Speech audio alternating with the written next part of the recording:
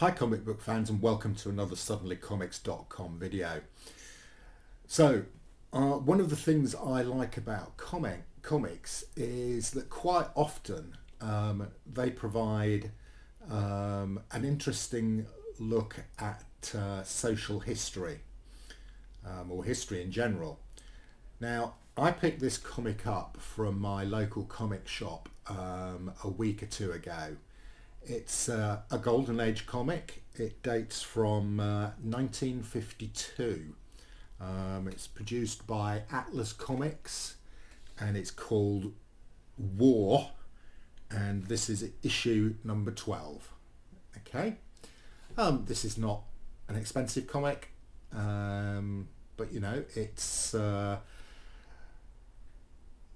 68, it's nearly 70 years old. And one of the reasons I find this comic particularly interesting is that it was produced in 1952 when the Korean War was still occurring. So after World War II and the surrender of Japan, the Soviet Union and the USA divided up Korea. So North Korea was basically under the auspices of the Soviet Union, and the North Korea was under the control of the Western powers.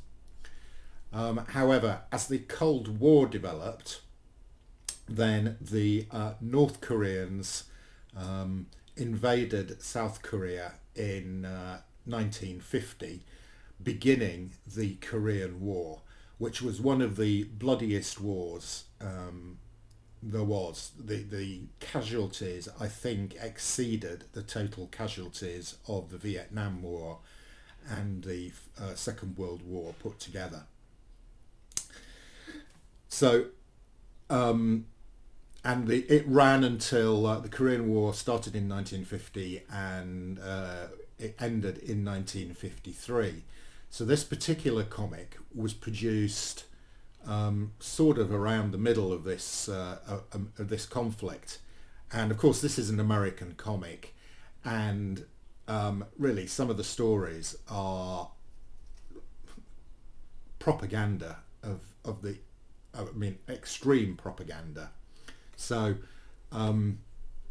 if we open this up and have a look at the first story, you know, and the way this depicts the Koreans and the Chinese really is not very pleasant, but this is what you would expect in a comic produced, you know, something like, I think around about 40,000 Americans died in the Korean War.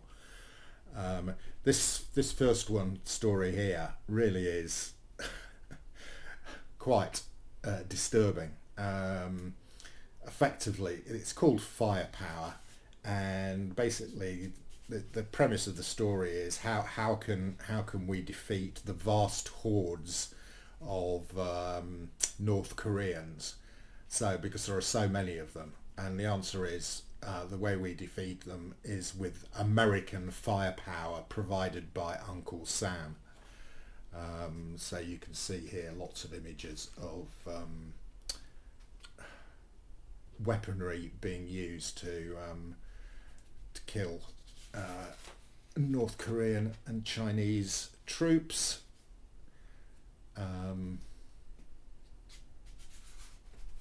You know, and I've got some horror comics, but to be honest with you, having read this, this is one of the most horrendous things that I've read for some considerable time. And at the end here it says firepower, that was the answer to your question about, you know, how do we defeat the vast hordes of communists. So and there's 2 or 3 stories all in a similar vein, Beyond the Call of Duty, and I guess these comic books would have gone out to the troops in the Korean War. I mean, we recently had the Promise collection of comic books, in which there were two brothers in America, a younger brother and an older brother.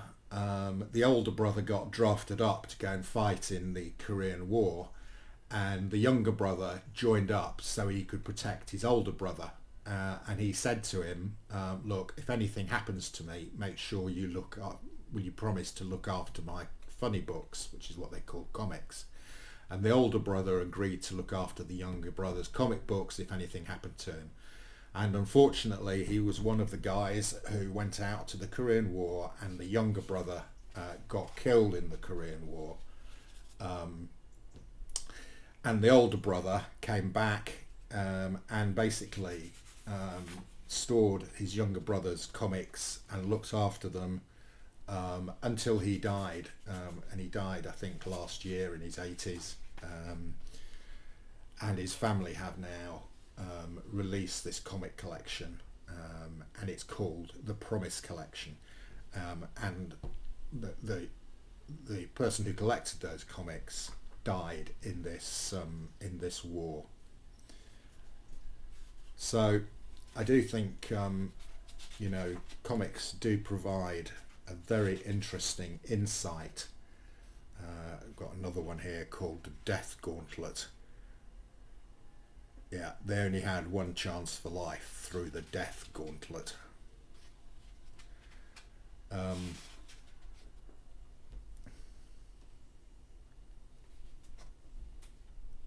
So there we go. An interesting piece, I think, of social history, American propaganda in the form of a comic. Okay, comic book fans, I hope you found that interesting.